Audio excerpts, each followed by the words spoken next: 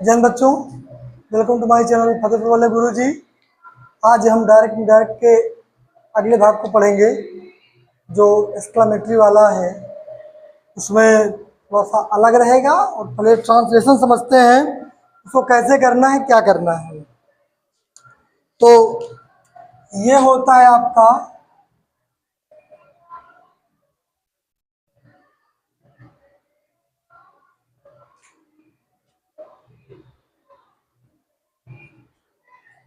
इसको बोलते हैं विस्मयबोधक वाक्य।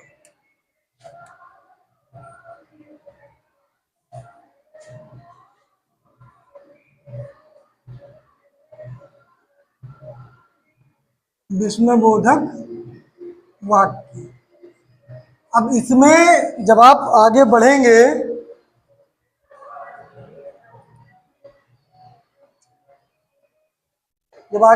आप तो इसमें थोड़ा सा जटिलता होगी, क्योंकि इनको समझना पड़ेगा कि कैसे सेंटेंस होते हैं और ये किस प्रकार आएंगे, किस प्रकार इनको सीधा करना है। क्योंकि जो विस्मयबोधक वाक्य रहेंगे उनको आपको बाद में फिर असर्टिव रूप में लाना होगा, जिसमें आपको समस्याएं होंगी। पहले ट्रांसलेशन देखते हैं, फिर आगे बढ़ते हैं। जो विस्मयबोधक वाक्य होते हैं, विस्मय बोधक वाक्यों में, या पहले समझ लो, विस्मयबोधक वाक्यों से सुख, दुख,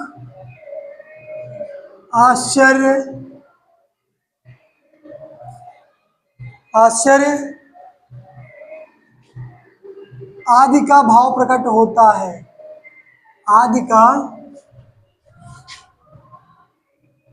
भाव प्रकट होता है।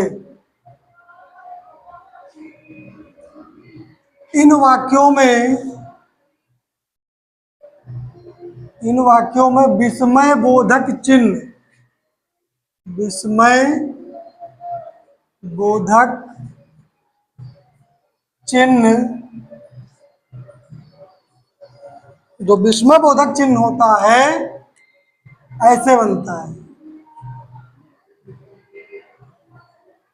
ये विस्मय बोधक चिन्ह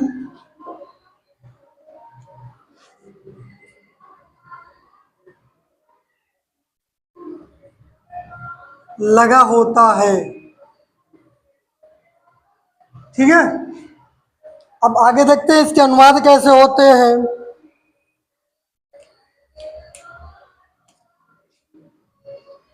यदि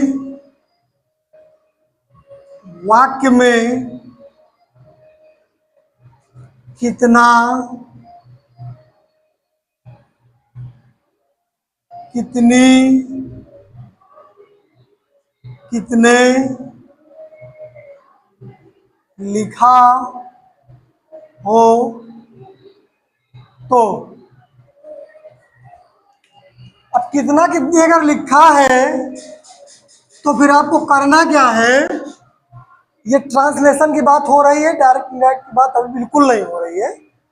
तो आपको लिखना है व्हाट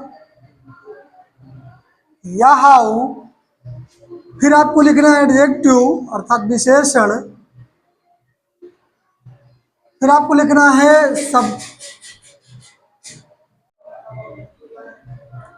सब्जेक्ट, फिर आपको लिखना है सहायक क्रिया, फिर आपको लिखना विस्मयबोधक चिन्ह। यह अनिवार्य है, इसके बिना आपको कोई कार्य नहीं होगा। आइए सेंटेंस करके देखते हैं। जैसे यह भवन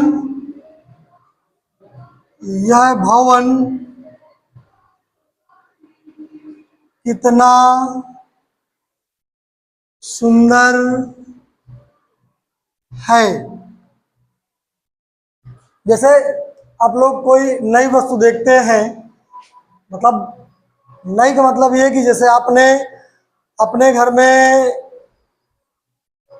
देखा हो 5 फुट 6 फुट का आदमी, अगर आपको 15 फीट 20 फुट का आदमी मिल जाए तो आपकी आंखें कैसे खुली रह जाएंगी, राइट।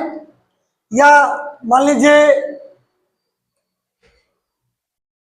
कोई मास्टर ऐसा मिल जाए जो मास्टर कम आदि मानव ज्यादा लगे, तो क्या होगा? ओ हाँ, राइट। तो वही चीज ये कि जब आश्चर्य होता है तो आंखें खुली की खुली रह जाती है, वही आश्चर्य होता है। क्या कह रहा है कि मतलब उसने भवन देखा जब, तो भवन नॉर्मल भवन नहीं था, वो 100 200 300 500 मंजिला भवन था। इतना ऊंचा भवन कि मतलब वो आसमान छू रहा था। आसमान छू रहा था मतलब तुम वहां से आसमान को गिरा के नीचे ला सकते हो, तो आंखें क्या हो रहे दैयो रे, हो क्या बात है। तो वही आश्चर्य है। तो क्या लिखा बेटा? कितना कितनी। ये हेडिंग क्या पड़ी है? यदि वाक्य में कितना कितनी कितने लिखा हो तो आपको पहले व्हाट या प्लस प्लस ये विस्मय बोधक चिन्ह लगा हो तो पहले लिखना हो आपको व्हाट या हाउ, दो में से एक कोई भी लिख सकते हो। तो हाउ विशेषता क्या बताई जा रही है? सुंदर। अच्छा सुंदर न सुन लेना रे, क्या है? सुंदर, ब्यूटीफुल। फिर सब्जेक्ट, कौन सुंदर भैया? यह भवन, दिस बिल्डिंग। अब इजमार का प्रयोग है तो इज, लास्ट में क्या बचा? है ना। ये चीजें आपको जानना इसलिए जरूरी है, जब आप डायरेक्ट इंडायरेक्ट बनाएंगे, नरेशन की ओर बढ़ेंगे, तो आपको फिर ये ऐसा मिलेगा जैसे ये सेंटेंस लिखा है, जो ये वाला सेंटेंस आपका लिखा है आपको ऐसा ही मिलेगा। तो इसको फिर चेंज करके असर्टिव बनाना होगा। अब कहाँ सब्जेक्ट है, कहाँ एडजेक्टिव है, कहाँ क्या करना, जब पता होगा तभी तो कर पाओगे, है कि नहीं। तो ये हो गया आपका एक सेंटेंस। अगर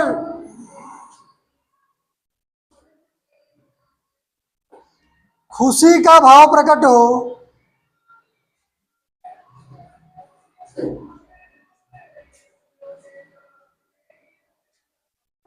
तो आपको लिखना है हुर्रा, प्लस इसके तुरंत बाद ये, अगर दुख का भाव प्रकट हो, जैसे मान लो कोई मर गया, मान लो कोई लड़की है लक्ष्मी नाम की, वो मर गई, है ना। या मान लो महक नाम की कोई लड़की है, वो मर गई, तो काहे का भाव हो जाएगा? दुख का भाव। अगर दुख का भाव प्रकट हो बेटा तो आपको लिखना एलास, प्लस ये भी इसमें बोधक चिन्ह लगाना है। अब मान लो तुम्हारा इससे पेट ना भरा, किसी को खुशी दे के किसी को दुख दे के, अब मान लो कह दे कि वाह वाह वाह फलाने कितने अच्छे थे, है ना, मर गए लेकिन अच्छे थे। अब अगर प्रशंसा की बात आ जाए, काहे की बात आ जाए, तो आप लिखेंगे ब्रावो। क्या लिखेंगे? ब्रावो। ये आपका इतना फाइनल। अगर व्हाट या हाउ लिखा है, जो सेड है बदलेंगे एक्सक्लेम। हुर्रा लिखा है तो हुर्रा को हटा देंगे और जो सेड है उसको बदल देंगे एक्सक्लेम विद जॉय में। एलास लिखा है तो एलास को भी हटा देंगे, सेड को बदलेंगे एक्सक्लेम विद सॉरो में। और ये जो कामा इन्वर्टेड कामा है इसको हटा के आप दैट लगा देंगे। इसको हटा देते हैं। आइए समझते हैं।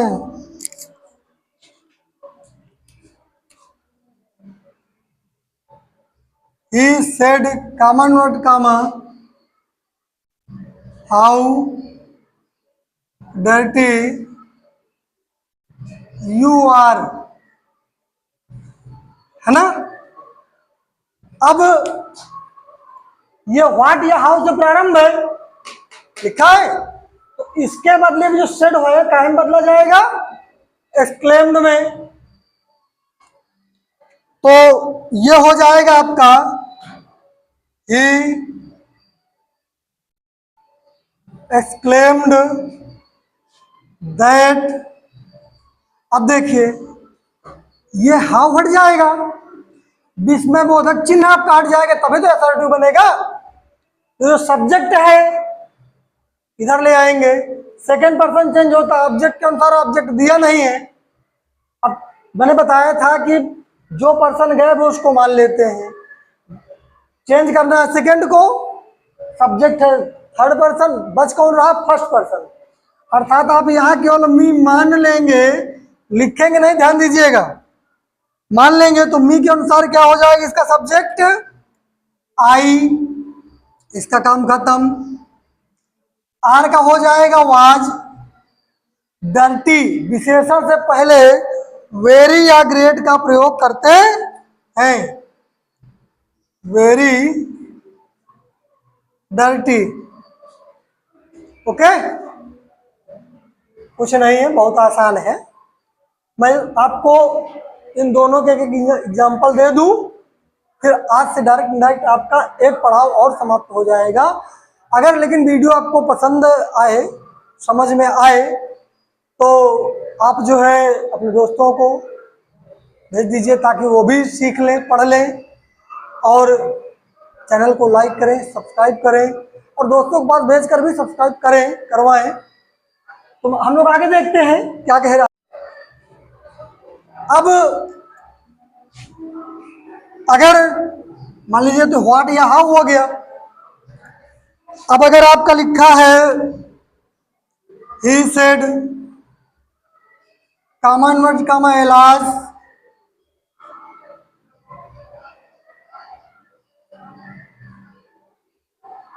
माय फ्रेंड डाइड या हैज डाइड, ओके। तो ही इलाफ को काम बदलना है, exclaimed with sorrow, exclaimed with sorrow, फिर कॉमन वर्ड का हटा के दैट। माय फ्रेंड है मतलब सब, माय फर्स्ट पर्सन चेंज होगा इस सब्जेक्ट के अनुसार। ये संबंध कारक तो इसका भी संबंध कारक जाएगा। ही का संबंध कारक क्या होता है, हिज फ्रेंड। हैज का बेटा क्या हो जाएगा, हैड डाइड, है ना। अंतिम देखिए आप, he said comma inverted comma hurrah,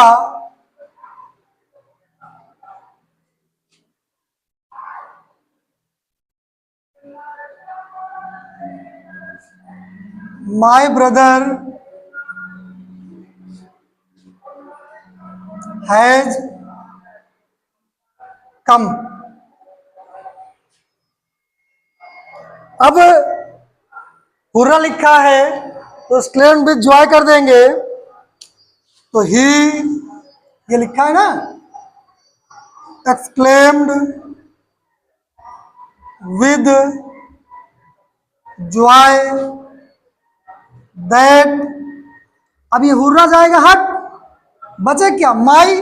माई का मतलब फर्स्ट पर्सन करते के अनुसार वो संबंध है, तो इसका संबंध कारक जाएगा, हिज ना हो जाएगा, हिज ब्रदर। हैज का हो जाएगा हैड कम। यही है। अगर आपको किसी भी नियम में किसी प्रकार की दिक्कत हो आप कमेंट करके बताएं, आपकी सारी समस्याओं का हल आपको दिया जाएगा। वीडियो को लाइक करें, शेयर करें, सब्सक्राइब करें। धन्यवाद।